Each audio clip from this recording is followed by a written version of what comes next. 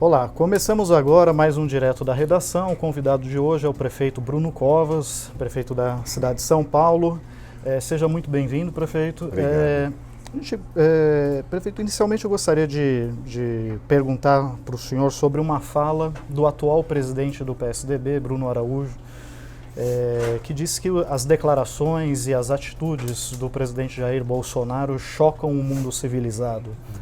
Qual que é a avaliação do senhor a respeito disso? O senhor concorda com a percepção dele? Bom, foram essas frases e esses pensamentos que me fizeram anular o voto, inclusive, na eleição para presidente no segundo turno ano passado. Eu tinha votado impeachment da Dilma, quer dizer, não tinha nenhum sentido votar no Haddad, e passei o segundo turno vendo se iria votar no Bolsonaro ou anular o voto. Busquei, ao longo do segundo turno, algo que mostrasse que ele fosse fazer um governo um pouco mais abrangente do que era o seu grupo político, o seu aspecto político. E não percebi nele nenhuma ação que pudesse ir num sentido de convergência. E é exatamente essa atitude dele durante a campanha que a gente vê agora replicada durante o governo.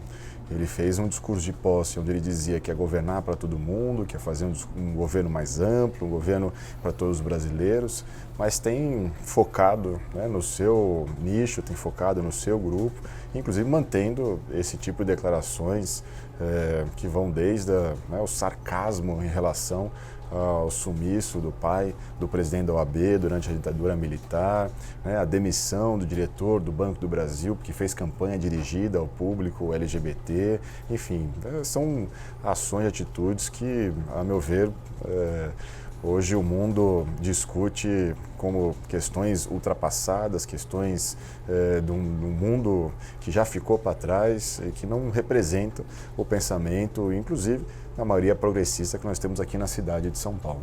Entendi. Agora, a economia também está dando sinais de recessão. A prévia do PIB já indica um possível recuo também no segundo trimestre desse ano. Como que o senhor avalia a condução da política econômica? Não tem a menor dúvida que esse tipo de atitude política acaba prejudicando no avanço das reformas. Se não fosse o Congresso a se mobilizar e votar a reforma da Previdência, agora colocar em pauta a reforma tributária, o presidente não tem nenhuma articulação no Congresso para poder avançar com estas questões. Eu tenho certeza que se ele pudesse buscar algo um pouco mais de consenso, um pouco mais amplo, talvez tivesse avançado mais rápido. Ele assumiu legitimado pelas urnas, não apenas pela eleição dele, mas pela renovação do Congresso, para que essas reformas fossem votadas. Nunca teve um clima de rua a favor de reforma da Previdência como a gente teve nesses primeiros meses de 2019. Então, talvez, se tivesse um pouco mais de atuação, de articulação política, já tivesse votado outras reformas e talvez o país já tivesse retomado o rumo do crescimento, como se esperava que já tivesse apresentando sinais agora nesse segundo semestre de 2019. Qual o efeito dessa crise para uma cidade como São Paulo, que tem 12 milhões de habitantes, problemas gigantescos? É perceptível, por exemplo, o crescimento do número de moradores em situação de rua. Como que está sendo governar a cidade de São Paulo nesse contexto? Quem paga a conta da exclusão social são os prefeitos. Os prefeitos que estão pagando a conta desses 5 anos de recessão que a gente vive no país. Um dos primeiros sintomas é exatamente esse que você mencionou, a explosão da quantidade de moradores em situação de rua, tanto que o censo de morador de rua aqui em São Paulo, que seria em 2020, nós estamos antecipando para 2019, para poder medir não apenas o aumento em relação à quantidade, mas algo que é o nosso sentimento e dos técnicos da Secretaria de Assistência Social, que é a mudança no perfil. Antes a gente tinha basicamente homens moradores de rua. Hoje a gente tem mulheres, crianças, famílias inteiras e, portanto, a prefeitura precisa adaptar os seus espaços, adaptar os seus abrigos para poder receber esta população. Eu me recordo de um estudo que mencionava, inclusive, que cerca de 90% eram pessoas que tinham problema com álcool, drogas ou transtornos psiquiátricos. Esse é o último censo feito ainda em 2015, 2016, e é exatamente esta mudança que a gente perceptível que a gente vê nas ruas, do fruto da exclusão econômica, que é isso que a gente antecipasse o censo, que é o norteador das políticas de população em situação de rua na cidade de São Paulo. Uma outra questão é a explosão na quantidade de pessoas que buscam a rede pública de saúde. Nos últimos anos, a cidade de São Paulo viu crescer de 6,5 milhões para 7,5 milhões de SUS dependentes. Pessoas que dependem exclusivamente do sistema público, porque perderam convênio, perderam acesso à rede privada. A UPA Santo Amaro, por exemplo, que atendia 30 mil pessoas mês, hoje está atendendo 50 mil pessoas mês. Enfim, então a explosão na quantidade de pessoas que buscam a rede pública e como a gente tem acompanhado, por conta do governo federal, ao longo dos últimos anos, não ter ampliado o teto SUS, são os municípios que vão pagando essa explosão do custeio da saúde. O que a gente viveu ao longo dos últimos anos foi isso receita, na cidade. Houve uma frustração de receitas também? Não, mas até porque a gente já tinha feito um orçamento no ano passado bem pé no chão, bem conservador, exatamente para não viver nenhum problema de frustração de receita, e se tivesse qualquer aquecimento além do previsto, a gente teria o problema de resolver excesso de arrecadação. Então, a gente não tem problema de caixa na Prefeitura de São Paulo. Mas, como o ex-secretário Caio Megali costumava dizer, a foto é boa. A gente não tem fornecedor na porta da Prefeitura reclamando de falta de pagamento, mas o filme é ruim. Se acompanhar o orçamento municipal da cidade de São Paulo ao longo dos últimos anos, você vai ver uma explosão no subsídio do ônibus, uma explosão no custeio da saúde, uma explosão no sistema previdenciário municipal, que faz com que o município tenha baixos índices de investimento em relação à receita corrente líquida. Então, embora a gente não tenha problema de deixar de pagar as contas, de deixar de pagar servidor, deixar de pagar 13º, a gente não tem recursos para grandes obras na cidade de São Paulo, em especial obras, por exemplo, no viário, que é uma das grandes reclamações da população. Entendi, quer dizer, teve que priorizar o atendimento das necessidades mais imediatas da população.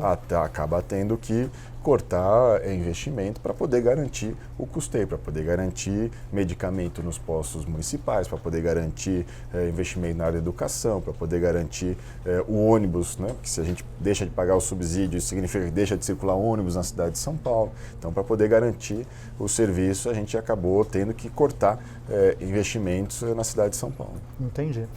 Agora, o PSDB está passando por um processo de reestruturação.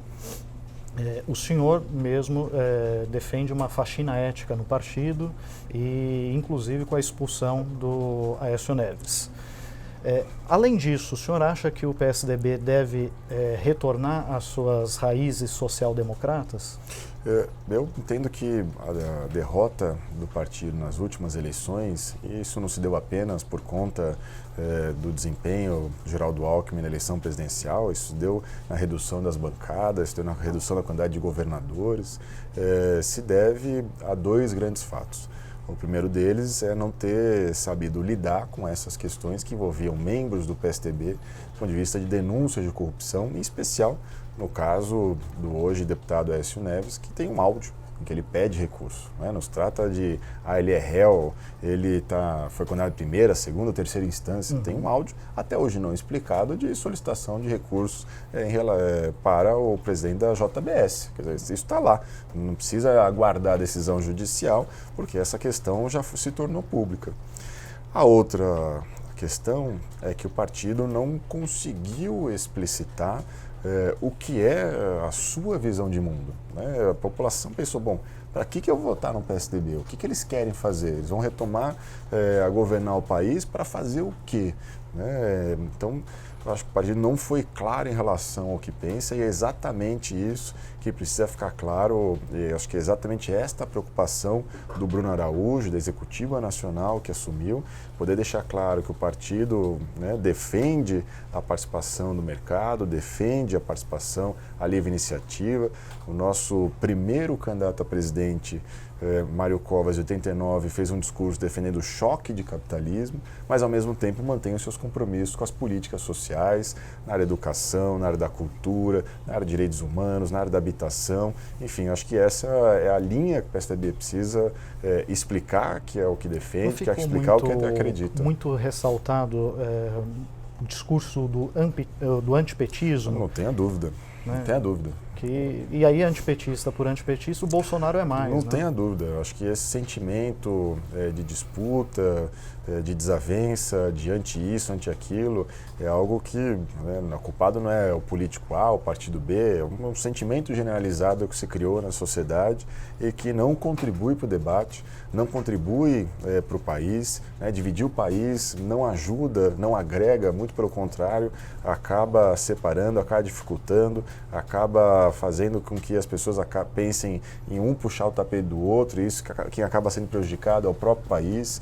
Então, esse sentimento, não tem mais dúvida, precisa ser superado. A gente precisa trabalhar para poder fazer pontes, unindo toda a sociedade e poder trabalhar a favor dessa ou daquela tese, não contra esse ou aquele grupo. Entendi. Atualmente, o governador João Dória tem buscado se distinguir do presidente Bolsonaro, mas ele fez toda uma campanha colado na imagem de Bolsonaro, inclusive com o Bolsodória. Foi uma aliança de ocasião? Eu acho que naquela oportunidade, ele como candidato a governador tinha a obrigação, inclusive no segundo turno, declarar o seu voto. Né? Não poderia, como foi, acredito eu, um grande erro do candidato Márcio França, achar que como líder ele não tinha que optar e mostrar ao público o que pensava. Portanto, a partir do momento que ele optou a defesa da candidatura do Bolsonaro no segundo turno, houve um grande grupo de pessoas que fez a campanha dos dois, tanto do Bolsonaro quanto do Dória. Se o senhor fosse candidato, o senhor declararia voto por Bolsonaro? Eu declararia voto nulo, como fiz no segundo turno da eleição do ano passado. Então o senhor agiria de forma diferente? Não, porque uma coisa é não declarar. A outra é dizer que vota nulo. Entendi. O senhor é candidato à reeleição? Olha, em 2020 a gente pode responder essa pergunta, porque se a gente antecipa demais o calendário eleitoral, tudo o que se faz na prefeitura é por conta do calendário eleitoral. Então, vamos deixar a questão 2020 para 2020. Se você me convidar, é uma discussão se você me convidar aqui posta, ano que vem, está posta pelos jornalistas, não pela população. A população quer saber do remédio no posto de saúde, quer saber do sistema de transporte, quer saber de questões que envolvem o dia a dia. Não está preocupada com a eleição municipal do ano que vem, muito menos com a presidencial daqui a 3 anos. O André Matarazzo parece. Bom, aí você pergunta para ele, não para mim. Eu não respondo pelo André Matarazzo. Mas o que o senhor acha dessa súbita aproximação do Matarazzo com o governador Dória? Eu acho que apoio não se nega. Qualquer um queira apoiar o governador João Dória está à disposição e vai ser muito bom para poder somar em relação aos rumos do estado de São Paulo. O senhor foi sondado pela rede, não? Olha, eu confesso que, em especial, quando dei declaração de que ou ele ou eu, no caso do Aécio Neves, vários partidos políticos me sondaram. Eu não queria aqui listar, até porque eu não tenho autorização desses partidos políticos para falar desta ou daquela solicitação. Então, vou dizer que sim, né? Fui sondado por alguns partidos, mas não vou aqui, até porque eu não tenho autorização, dizer quais partidos me sondaram. Mas ficou balançado? Não, porque eu ainda aguardo a decisão partidária. Tenho certeza que vão definir no sentido que eu espero, de poder afastar aqueles que estão respondendo e que têm problemas em relação a questões éticas que foram aí colocadas. Se o partido tomar uma definição, aí eu vou avaliar qual é a minha situação. É só questão da expulsão do Aécio Neves e de outras figuras, ou envolve também a candidatura de 2020? Não, envolve a questão ética, envolve a questão... veja, a gente não pode ter o tipo de atitude que nós criticamos em outros partidos políticos e que, olha, como é nosso companheiro de partido, então ele não pode ser julgado, ele é inocente, enfim, aí não pode ter esse tipo de atitude, né? Compromisso com a democracia e com a ética é independente de questão partidária. Então, não dá para a gente deixar enfiar tudo embaixo do tapete e fingir que a população não vai perceber. A população percebeu e acabou punindo o PSDB na última eleição. Uhum. O senhor acredita que as próximas eleições, as eleições municipais de 2020, serão também marcadas pelo antipetismo ou muito influenciadas pelo bolsonarismo? Olha, sempre tem influência de questões nacionais e estaduais. As eleições municipais acabam focando muito mais em temas do município, do dia a dia do município, do que em grandes correntes doutrinárias, enfim. Tanto é verdade que a cidade de São Paulo já elegeu prefeitos e prefeitas das mais variadas matizes políticas. Então, o eleitor está muito mais preocupado com o dia a dia do município do que com a questão de ser anti isso ou anti aquilo. Eu acho que a eleição municipal ano que vem vai ser pautada por temas municipais. Entendi. Eu me recordo que em 2000, o seu avô, Mário Covas, declarou voto para Marta Suplicy no segundo turno, numa circunstância bem específica, que era para deter a volta, para impedir a volta do malufismo. Uhum. Né? Hoje, o senhor acredita que seria possível PT e PSDB voltarem a se aliar para deter o bolsonarismo, por exemplo? Ainda muito difícil, né? Ainda muito difícil esse tipo de aproximação. Não diria que o que vai acontecer, não sei, é muito incerto, improvável e muito cedo para dizer o que vai acontecer em 2022, mas no cenário atual ainda acho que repetiria o que aconteceu no ano passado, de se aproximar do Bolsonaro para derrotar o PT. Então, enfim, ainda vamos dar tempo ao tempo, vamos ver o que acontece, muita água para passar embaixo da ponte, mas hoje não vejo, se fosse para definir hoje, não vejo isso como possível. Mas aliás, política é como nuvem, né? Sob o seu ponto de vista, o que é pior, o petismo ou o bolsonarismo? Nossa, eu volto a dizer, eu sou a favor do país, sou a favor da social-democracia, pelo amor de Deus. Ter que ficar comparando os dois é muito ruim. Agora, antes de iniciar a nossa conversa, o Mino me chamou a atenção por um episódio que o seu avô teria impedido o FHC de ser chanceler do Collor. Inclusive dito, se isso ocorrer, eu saio do partido. O senhor se recorda desse episódio? Bom, eu tinha 10 anos de idade, recordo ter escutado dentro de casa, mas você tem testemunhas vivas do episódio, como, por exemplo, o presidenciável Ciro Gomes, que na época era da Executiva Nacional do PSDB. Eu já vi entrevistas dele contando essa história. Houve uma discussão muito acalorada dentro da Executiva Nacional do partido e, por um voto, se decidiu não entrar no governo Collor. Então, acho que o Ciro Gomes pode muito bem relatar o dia a dia, quem é que ficou de cada lado, quem é que votou a favor ou contra. Mas que eu me lembro é exatamente essa. De certa forma, salvou o PSDB de um grande vexame. Salvou o PSDB de fazer parte do governo que depois, meses depois, acabou sendo empichado, acabou caindo uma quantidade imensa de denúncias de corrupção.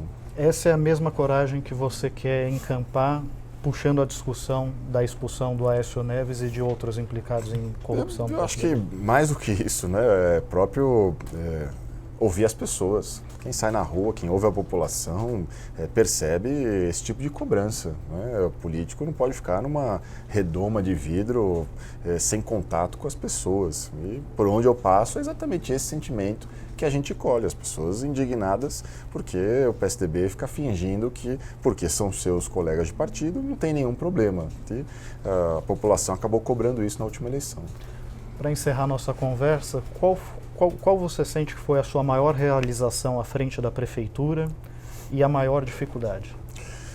A maior dificuldade, enfim, é lidar com vários interesses, né? Eu digo que ser prefeito é como participar de uma reunião de condomínio com 12 milhões de pessoas. Quando você vai na reunião de condomínio, é um querendo demitir o zelador, outro querendo fazer a reforma do elevador, outro querendo diminuir o preço do condomínio, enfim, você tem uma série de interesses para poder conciliar. Essa é a dificuldade, poder conciliar interesses numa cidade de 12 milhões de habitantes. Outro dia eu fui numa audiência pública, e aí surge a questão de flexibilizar a lei do PSIL para permitir que os bares e restaurantes possam ficar mais abertos. E na mesma audiência alguém levanta, olha, precisa ser mais rigoroso, precisa diminuir a quantidade de decibéis. Enfim, você tem um conflito de interesse aqui na cidade de São Paulo. E eu não tenho a menor dúvida de que meu maior interesse é poder atuar na área social, seja na área de educação, saúde. Fico muito feliz de poder ter ido a Washington, assinar um empréstimo com o BID. É a primeira vez que um governo brasileiro vai ao BID solicitar recursos só para investir na área da saúde. Nós vamos ter 150 obras na cidade, só na área da saúde, para poder terminar os hospitais, as UPAs, acabar. A gente ainda tem UBS de lata na cidade de São Paulo, vamos acabar com isso. Então, é esse investimento na área social que me realiza como político. Tá certo. Prefeito, muito obrigado pela sua atenção. Eu que agradeço. Agradeço a audiência de todos. Voltamos numa próxima oportunidade.